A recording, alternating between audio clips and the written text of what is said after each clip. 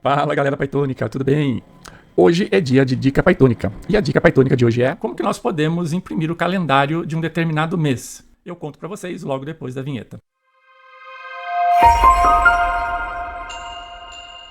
Para mostrar o calendário, basta utilizarmos um pacote chamado calendar. E lá dentro do calendar vamos utilizar o método month, passando como parâmetro o ano e o mês que nós desejamos. Ele vai então retornar uma string contendo o calendário deste mês. Vamos ver? Então tá aqui, né, a impressão, sendo que eu trago o mês todo, né, e os dias separados por semana e efetivamente os dias da semana aqui. E se você gostou dessa dica, então acessa lá o pyPRO.com.br, se inscreva e assinala lá que você quer receber, né, todos os dias a newsletter, que é um e-mail, né, contendo ali um artigo, um assunto sobre inteligência artificial, ciência de dados, essas dicas pythônicas, mercado de trabalho e muito mais. Ok? Então é isso, vejo vocês, bora pythonar!